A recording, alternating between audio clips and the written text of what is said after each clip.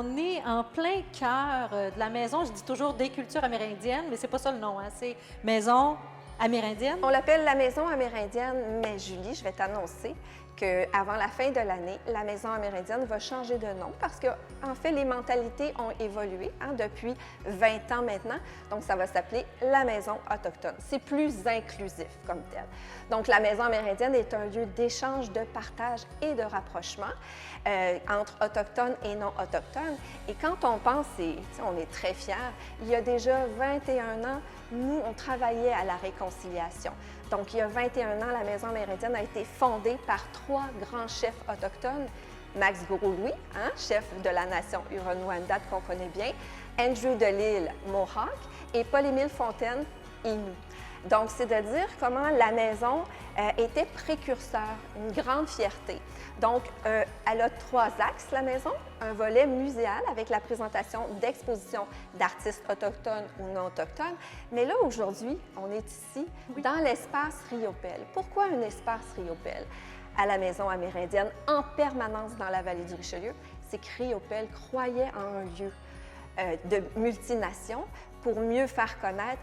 Donc, il a fait don de tous ces objets, le rattachant à son côté autochtone. Donc, on peut y admirer en permanence son canot, ses outils qu'il a utilisés pour travailler, comme ici on voit son pochoir, ses habits.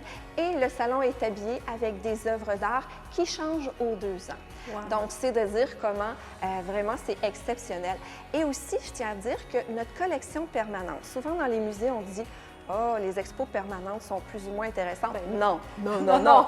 De l'eau à la bouche, qui est notre exposition permanente, nous a valu la reconnaissance nationale. La Maison amérindienne et le Parc de l'Érablière ont été reconnus par la Commission des monuments et lieux historiques du Canada comme lieu d'importance historique pour l'origine des produits de l'érable. Wow. Donc, c'est de dire comment la muséologie peut faire évoluer les mentalités aussi. Tout à fait, parce que ce que tu me disais, c'est que Riopelle était là à l'ouverture même de la maison. Oui. Et à travers sa présence, c'est tout le symbole justement de ce rapprochement. Oui, de ce rapprochement, exactement. Oui. Mais on le voit bien dans l'œuvre de Riopelle, cet aspect à la terre-mère, cet aspect à la faune, qui est très, très, très présente. Donc, pour nous, c'est une marque très importante qu'on a ici dans la vallée du Richelieu.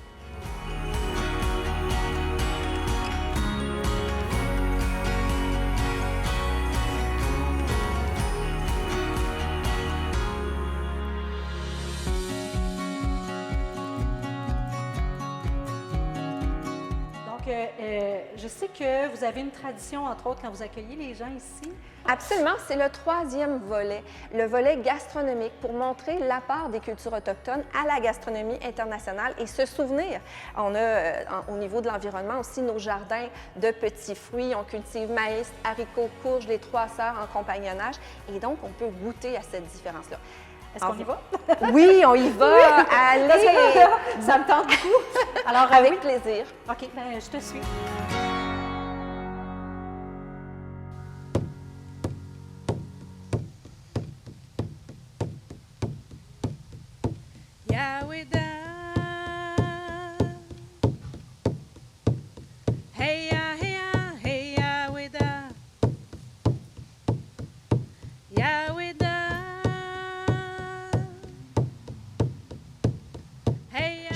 Je suis très fière de t'accueillir dans notre café, le Michtan, ici à la Maison amérindienne. Alors, je te présente ce qu'on a préparé pour toi. On peut déguster en tout temps notre fameuse tarte au sucre sans croûte. C'est une recette atikamekw. C'est fabriqué, cuisiné, c'est produit en locaux d'ici. Tout est fait ici. Donc, avec notre sirop d'érable qu'on a fait ici avec les érables dans le parc de l'Érablière. Wow!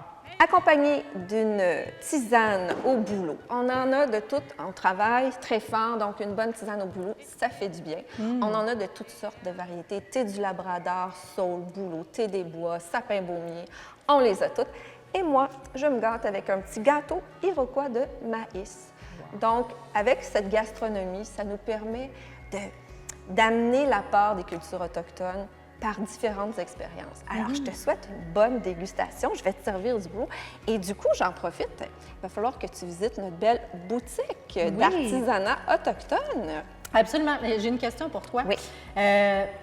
J'ai très hâte d'y goûter en passant, Oui. là, parce qu'elle me fait des beaux yeux.